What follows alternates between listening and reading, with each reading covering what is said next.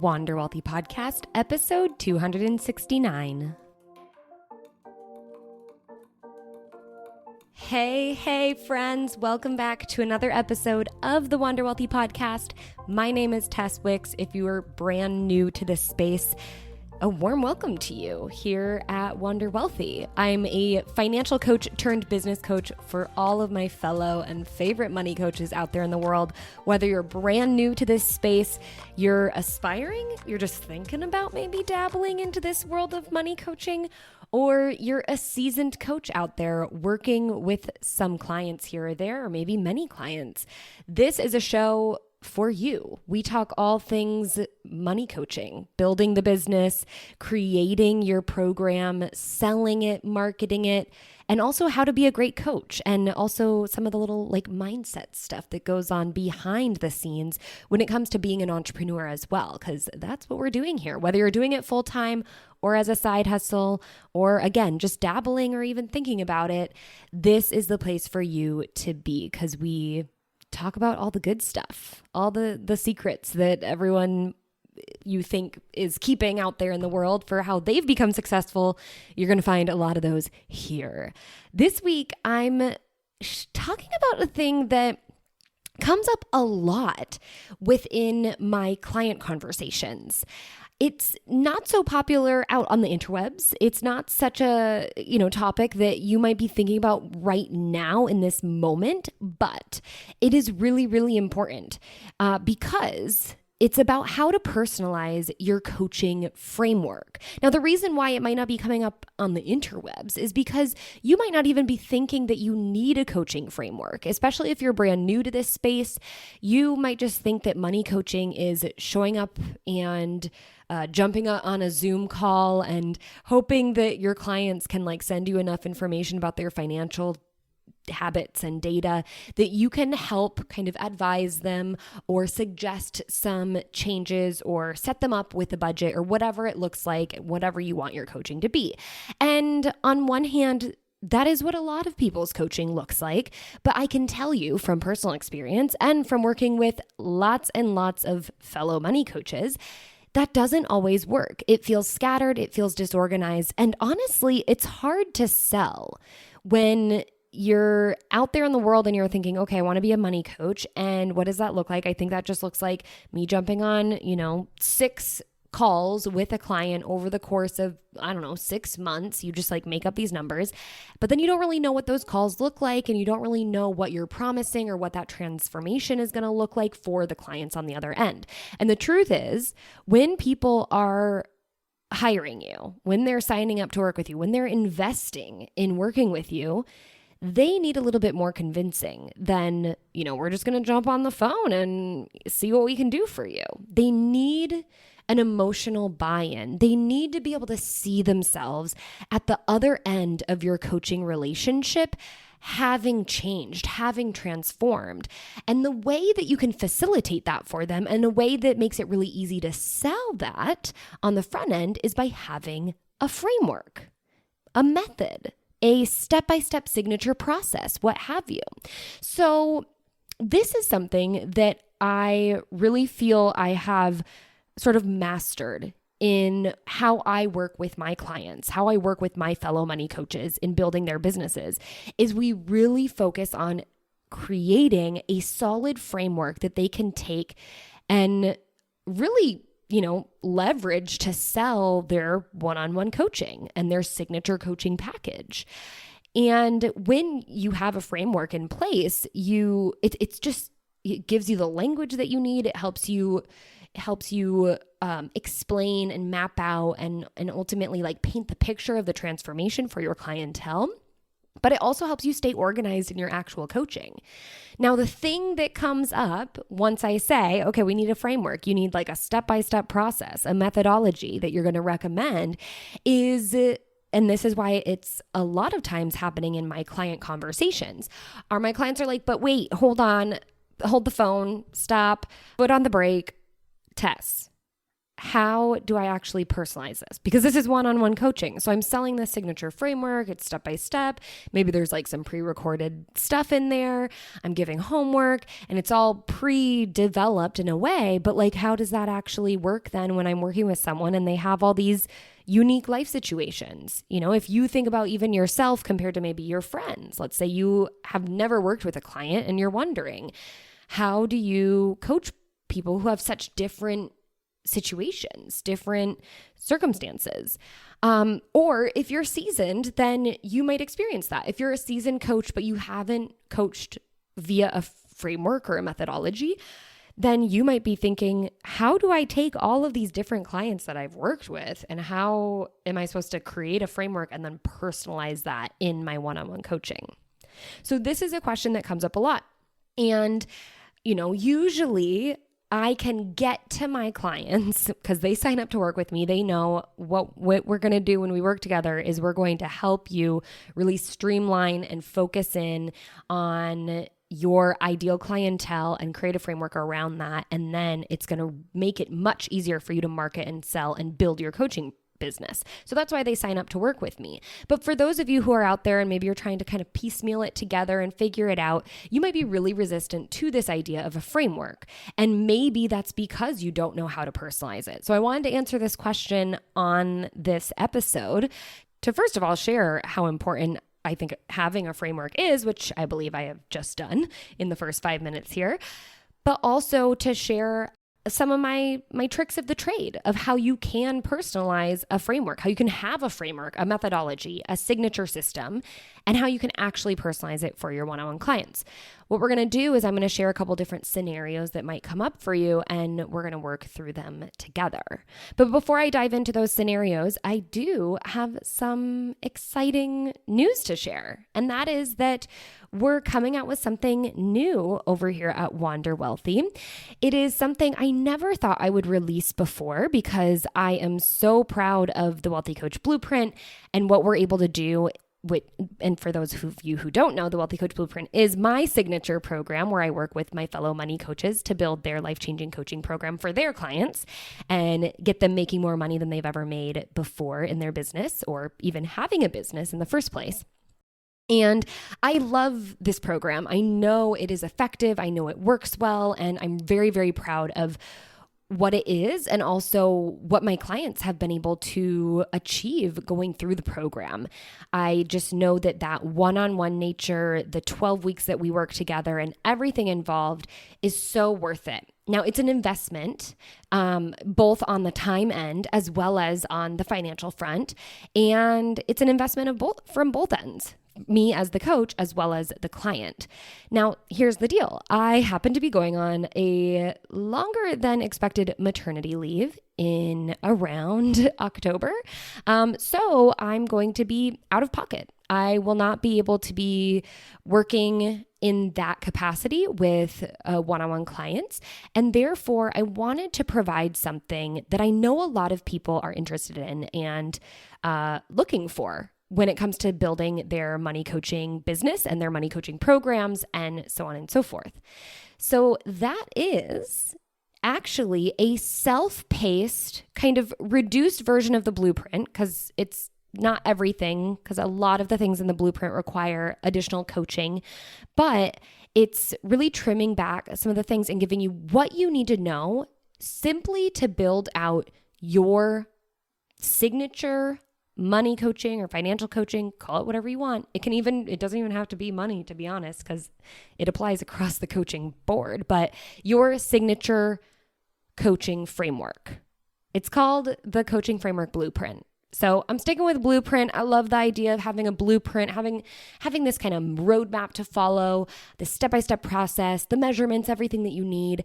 But what we're going to do is give you a self-paced, kind of stripped down version of the Wealthy Coach Blueprint, but just where it focuses and where we focus in on helping you build a coaching framework and ultimately a coaching program that is not only effective, because I think that's one of the big concerns for a lot of my clients who want to hire me is they want to know, like, how can I make sure I'm building a program that works for other people, works for my ideal client, but that also is going to help you build and have the confidence you need to go out and sell it. And because you're going to have this framework now, you're going to be like, this is mine, I own it, and it's ready for you to invest in it.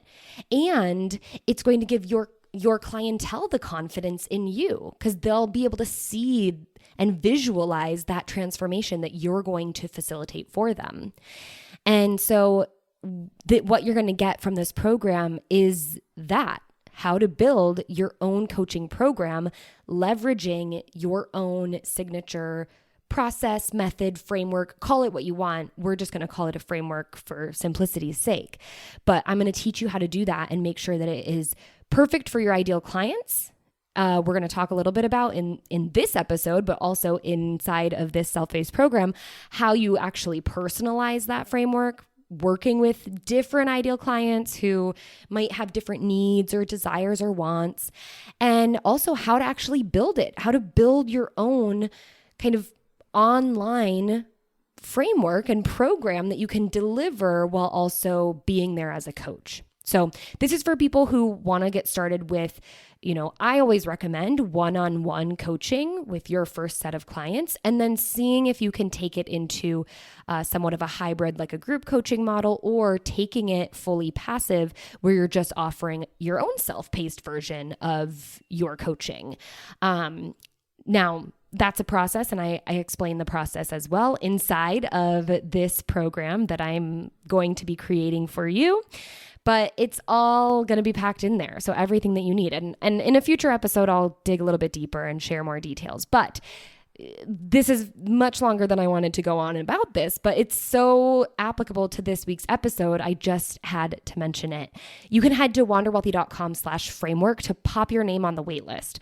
I haven't even set up the homepage yet, but ultimately you'll get on the wait list. And then when this is going to be a self-paced program for you, you can go through it at your own pace, understand what it takes to build that framework for your clientele, for your version of coaching that you want to do, how it's going to be effective, but also market and almost sell itself. And ultimately, make you more money, or make you a better coach, or make you finally have a business, or all three, if that's what you are looking for. So wanderwealthy.com/framework to pop your name on the wait list. It'll be launching around August, which we're getting very close. Maybe like mid-August is when I'll have a chance to pull it all together, but it is some of my best stuff. And everything that I think so many people who hire me are curious about and want kind of to peek behind the curtains and see how we make it happen. And this is going to give you that opportunity to figure out how to make it happen, and then also to go out and make it happen. So wanderwealthy.com/framework. All right.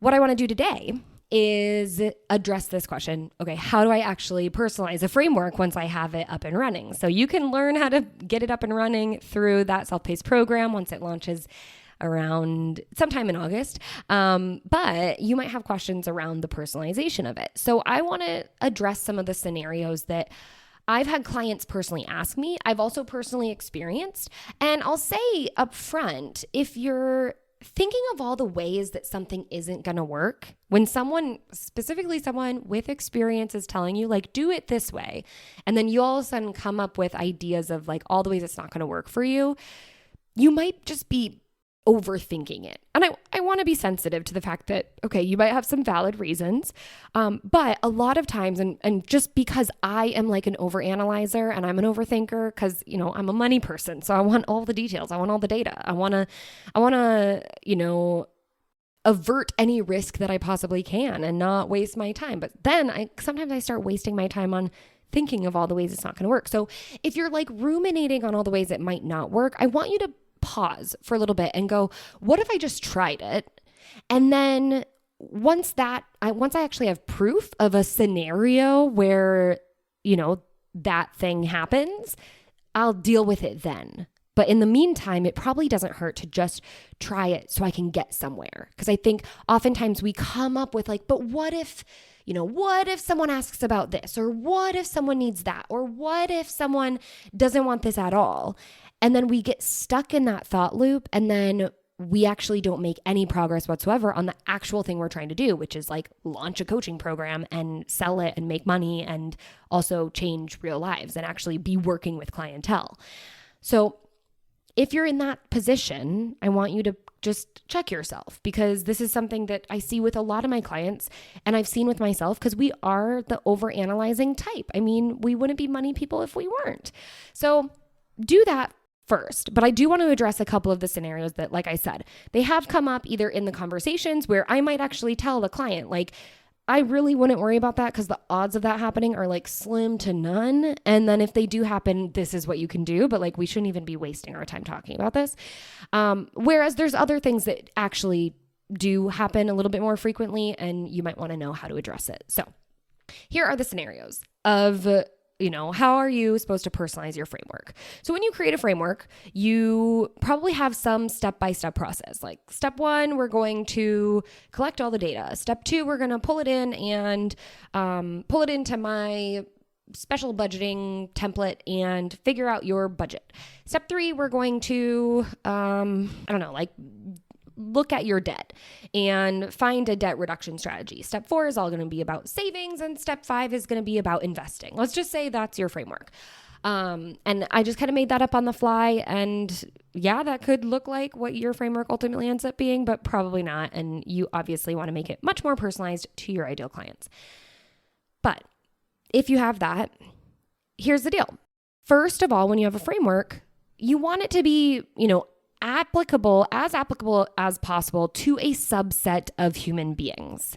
That's what's so important about niching, right? When you niche down, it allows you to stand out from the crowd because you have a specific personalized framework that's already done a majority of the work of getting personalized as much as possible for this subset of ideal clients. And when I talk about niching, when I talk about ideal clients, I've talked about this so many times here on the podcast. You can go back in the archives and check those out. But we often talk about a niche from 2 different angles. It can either be really specific on the actual type of person we're talking about and their demographics, lived situation, or it can be super specific around the type of problem that we are out here solving. Or it can be specific around both, but you need specificity on one side or the other, or both. You could go both, but just so that we can get that straight. That makes creating a framework a lot easier, because if you're creating a framework for a niche of people that are kind of like, okay, in a similar demographic, then you have a general idea of that this is what their life is looking like. These are what their financial problems most likely are, and I can create solutions and a step-by-step process for them. Same with people who have a very specific kind of problem, and usually it's a financial problem. Again, you have a general idea of okay, this is the step-by-step process I would introduce to them to solve that specific problem. And then it doesn't really matter the demographic and who they are, but it's much more about the problem that you focus on solving or the goal that you help them achieve. So we want to have a niche that is fairly specific. And a lot of people avoid doing this because they're afraid, again, that they're not going to find clients. Just remember, there's so many people in this world. You're definitely going to find clients who need help with money. There's also a reason, there's lots of money problems in the world too. And so you are very much needed. And there are very much people in that subset who need your help, especially if you're focused on a specific problem, then it exists and your help could be used. But even if you're focused on just a demographic of people, let's say recent college grads that are male, that is still a subset of people that need your help and probably have similar problems because they're in a similar lived situation. So it's easy to personalize the framework from that perspective. And that's why we always start with the who. Who are we out here to help? Who are we out here to serve? Because without the who, you don't have a business. Now, once we get into these scenarios, usually the scenario revolves around this person isn't in my ideal client network or something else. So let's just dive into them because I feel like I'm rambling a little bit. Okay. Scenario 1 is that the prospective client that you might be interacting with has entirely different needs than what your framework addresses. So definitely I've had clients come to me and usually they've never actually had this happen to them, but they're thinking well, what if someone, comes and asks me if I can do XYZ or needs XYZ, but I'm not focused on that. As an example, you might have a program that's really focused on helping people with investing, and they might be so far off with that. They really need help with budgeting and debt reduction. Okay. Here's my best advice for this. Maybe don't take them on as a client. The reason is, and again, this is what's so powerful about having a niche and also having a framework, is that it simplifies your coaching. But the second you take someone on who has entirely different needs, it's basically going to make you have to recreate the wheel of your business, basically create an entirely new wheel, a second wheel for your business to then serve that client. It actually puts you in a less profitable, from a time perspective as well as a money perspective, position. It creates a lot more work for you. And so although, a lot of times, because although we're hyper analytical people, we're also hyper, feelings and emotions people, we want to help everyone. Because otherwise we wouldn't be in this world. We wouldn't want to help people with their money because it's not the easiest job, right? Money is emotional. And so you might want to help this person really badly, but you also have to kind of, get down to basics and recognize, if I take them on as a client, A, I might not be the best person to actually be serving them. So I might be doing them a disservice. And B, I definitely be doing myself a disservice because I'm creating a second wheel for my business to rest on so that I can support this one client. And it's taking a lot of time and energy away from the clients I want to serve and the problems I want to be solving, and ultimately the program and the framework I want to be building and selling and marketing out there in the world. So if a potential client comes to you with entirely different needs than what your framework addresses, I would pretty much just say, don't take them on and refer them elsewhere. That's why, making and creating a network in this space can be really powerful, because then you have great connections of people that you can refer out. I have a lot of clients who focus on personal finance. I also have a lot of clients who focus on coaching business finance, so fellow entrepreneurs, and helping them with their business finances. And what's really beautiful about, what I get to do is, if I have a client who is a personal financial coach and they have someone come to them and say, hey, I want to work with you, but I have a business and yada, yada, yada. They can actually come to me and say, this person came to me. I definitely don't think it's in my wheelhouse to serve them, or I don't want to serve them. It literally doesn't matter. You cannot want to serve someone as well. That's totally fine. And what I can do is I can kind of reach into my client base and say, okay, here are the people who do serve businesses, pass their information along to this individual. And, that's a really great way to get referrals as well. So little side note for why the Wealthy Coach Blueprint is so awesome in that way. But refer them out. They're not a good fit, and it's going to be more work for you. And again, you're probably doing a disservice to them, even though you might so want to help them because your little feeling heart so desires. Okay, second scenario. The prospective client has come to you, but they're actually a couple steps ahead of where you start your program. So they might, again, let's go back to that framework of step 1, you gather the data. Step 2, you get them set up on a budget. Step 3, you get them in a debt reduction plan. Step 4, you focus on savings. Step 5, investing. Okay, that's our very basic framework. So let's say this prospective client comes to you and they're like, well, I already have a budget and I already do my budgeting. Okay, that's cool. You as the coach still need to get on the same page as all of your clients. And what you really need to do is, you're still going to have to collect all the data. You're still going to have to know what their inflows and outflows are.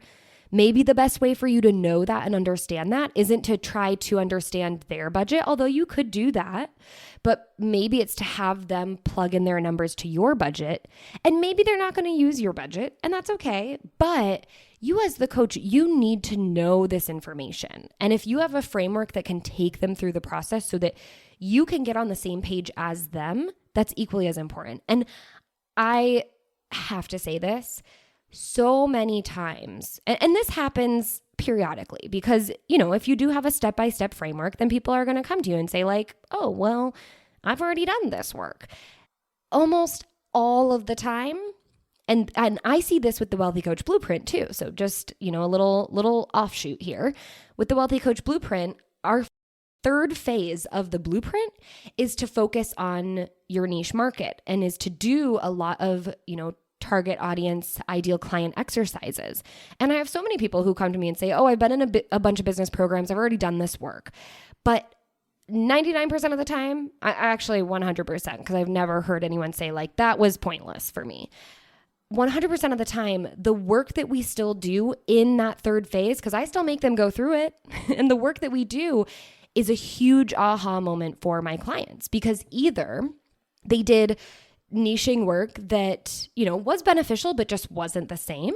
Or maybe they did niching work that wasn't beneficial. They thought they knew who they were serving. They thought they had it figured out. And then what I made them do was like, let's really take it to the next step. Or, it was actually entirely different than what they expected. They had assumed that they had done the work and really they hadn't. And now this was like an entirely new experience. So most of the time, I would say all of the time, but I'm trying not to be so like definitive because, just in case, but whatever. It's so common that you'll have someone come to you and be like, oh, I already got a good budget in. I already, save a ton. I already do this. And then you'll look at their numbers and you'll see so many gaping holes and so much room for opportunity that it's worth doing that anyway. It's worth going through the steps, even if they're like, yeah, but I've already been there, done that. Because again, it gets you on the same page and it's probably going to be hyper beneficial for them because they're going to do it differently and it's going to open their eyes and help them find, those holes, find those money leaks. And also it allows you to have that kind of third party perspective of, yo, what's going on here? For them, it's like something they've just been used to, but you can spot those things and you can call them out and then you can fix them. But you're not as easily able to do that if you trust that like, okay, they're good with their budget. So we'll just take that as gospel and move forward from there and skip all those steps. A lot of times you need to do the steps and the revisiting of the basics. It's always worth it. I go back to basics all the time. And I'm sure you do too in your money stuff. So it's like, why not have your clients do that as well, especially when you're the coach and they're hiring you for a reason. So when it comes to this, a lot of times people are like, oh, how do I personalize that? Do I just like cut off those steps? I'm like, no, make them go through the steps. You're the coach. And, they're paying you for a transformation. And if you're not on the same page, if you can't pinpoint those holes, those gaps, those money leaks, then where's the value? It's valuable for them to do that work. So really, you don't really have to personalize it. Okay, third scenario is the prospective client has some additional questions that you don't cover in your framework. So going back to our framework, step 1, data gathering, 2, budgeting, 3, debt reduction, 4, savings, 5, investing. Let's say you have a client who's like, but I also have a goal of buying a house. And that's not something that you cover in your step-by-step framework. This is where you have an opportunity, okay? You can go one of two ways and neither is wrong. You just have to understand yourself. So 1, do you feel confident and comfortable teaching on and speaking to that topic, right? Do you feel good about either doing the research or sharing from your own experience? Probably a little bit of both. But if you've never bought a house, you can most likely still get a lot from doing research and then putting together some kind of training. So do you feel competent to speak on that topic? And along those same lines, do you also feel like not capable, but able, like you have the time and the capacity to commit to doing some of that research and putting together a little training? So yes or no on those fronts. And if yes, then what you can offer to this prospective client is, well, hey, we don't cover that in the framework because most of my clients really need this transformation, but that is definitely something we can cover in some supplementary trainings and or bonus trainings. You can call them what you want, but that's something that then you as the coach can kind of take as a little bit of, extra credit, extra homework for you to do on the back end, but then deliver that to your clients because maybe it's something you actually feel able, you have the time, you have the capacity, and you're also interested and intrigued in like creating that supplementary training and delivering to your client as a little bonus. And that's cool. Now, here's the other thing. If not, you just simply say, we don't cover that. That's something that maybe we'll create something for in the future, but it's not delivered in this framework. But given our conversation, given the information you've shared with me, I really think that you're still a perfect fit for the program because we'll get you to the point where you're ready for that next step, where you're ready to, buy a house and invest in a property. And then once you get there, you'll be ready for that information. And, maybe that'll come from me, or maybe that'll be referred to another person who can speak, more accurately on that topic. So you can still retain that client and still personalize the coaching for them, even if it's something that you actually don't want to touch with the 10-foot pole, because there's still so much value in what you're offering and the framework that you've put together. But like I said, you can create personalizations if it's something that feels easy, doable, intriguing to you to create those supplementary trainings and bonuses.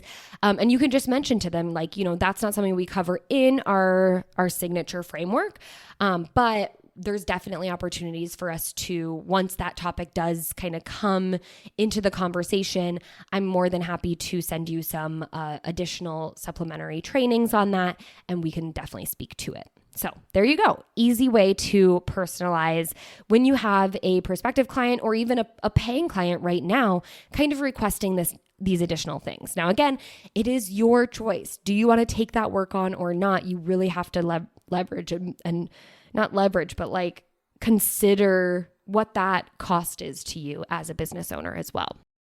And it's not the end of the world if you just simply say like, no, we don't cover that. Maybe they're going to be like, okay, cool, whatever, let's keep going.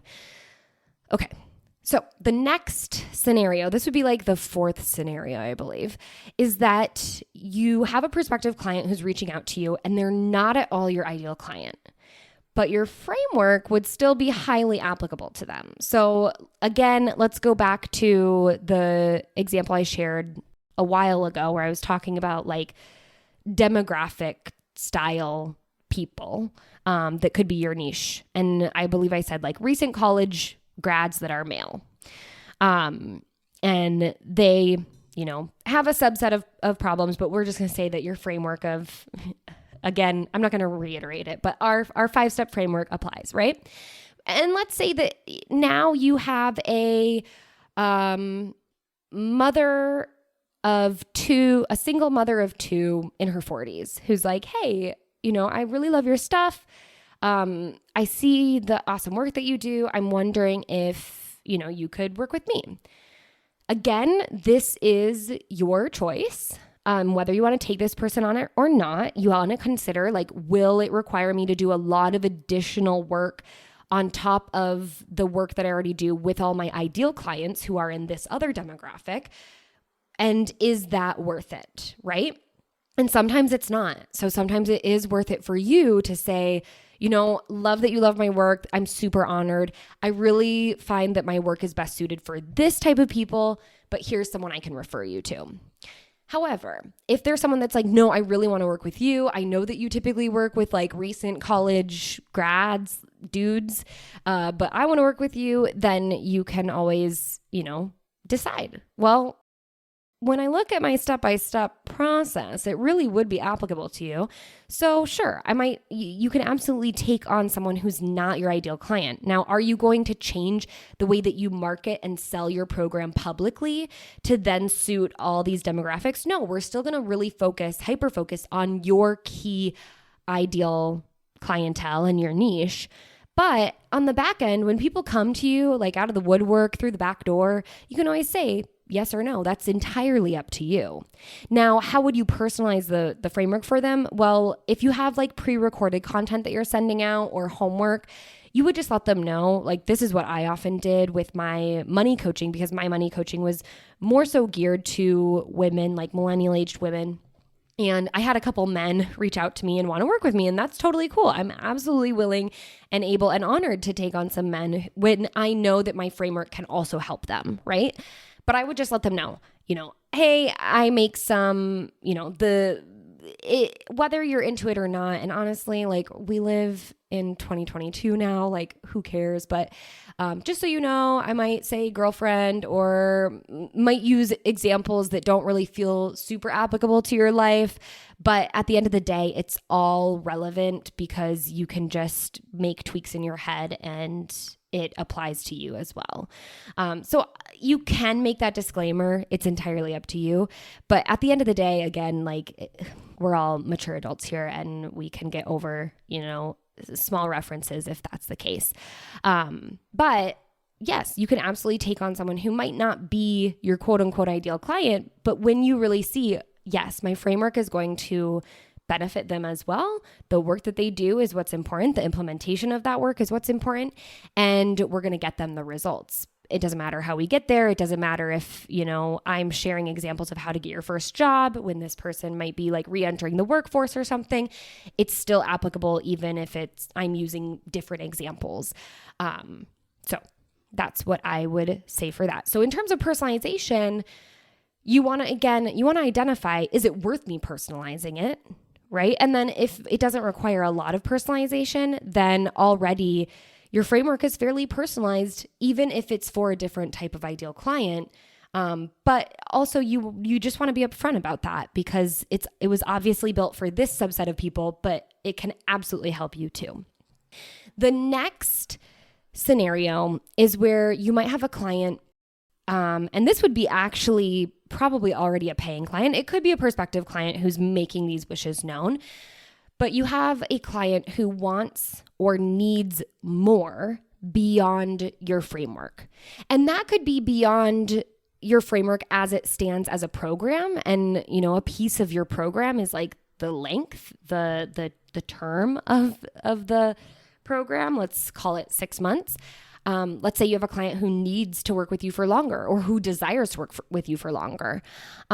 You also might have someone who wants or has needs that are beyond what your framework covers. So let's say your framework stops at step 4, right? Where we're talking about saving and we actually don't cover investing because, someone isn't ready. Your ideal client isn't ready to cover that topic in a 6-month span because they need to be focusing on the cash flow and paying off debt and getting some savings in place, right? That's totally cool too. Your framework can look like that as well. Again, everyone's framework would be different, personalized to their ideal clients, and then unique because it's taught by you and created by you. And again, that's what we're going to cover in the coaching framework blueprint. But you can go to wonderwealthy.com/framework to get on the wait list so you can find out more about that. Anyway, going back to, let's say someone is, signing up to work with you. They're going through those 4 steps. And then they're at a point where they're like, I think I'm ready to learn how to invest. Or, I feel like that's my next step. I'm really excited about it. I hope I can, continue to work with you and you can teach me all about that. This is where continuation comes into play. Okay, so someone who's wanting or needing more, a lot of times it's like, well, we still need to get you through this process of the framework to make sure that we're on the same page, to make sure you're following these guidelines. And obviously you're not going to sell someone who like very much does not need debt reduction and savings accountability a framework that's going to do that when they're at the point where they're ready for investing. But someone who might be expressing a desire or expressing interest, but you also know through the conversation, no, we got to cover these other things first because you still have debt to pay down, like high interest debt to pay down and an emergency savings to build or something like that. So you really, obviously you're not going to sell someone something that they absolutely don't want or need. But if you have a prospective client who's expressing these desires or a paying client who's then expressing these desires or at a point where they're ready for that next step, that's again where your continuation comes in. So I call them continuation programs. You can call it renewal, you can call it retention, whatever you want. But, I think that that's an excellent opportunity for you to retain the client and maybe sell them into a brand new program that's now fully focused on investing, or, sell them into just a continued support program where, okay, we're going to continue to support you. 6 months wasn't enough for you personally to get through the full steps of the framework, and that's okay. I have a continuation option where we will continue to support you through the program if you don't want to do it on your own, and also give you the coaching, the accountability, everything that you need to keep this progress that you've had through the last 6 months. So again, your program doesn't have to be 6 months, and your continuation doesn't have to look like that. It can look like a variety of different things, but that is the opportunity for personalizing it even further. Now, would I be like, oh, okay, let me just sell you a year-long program?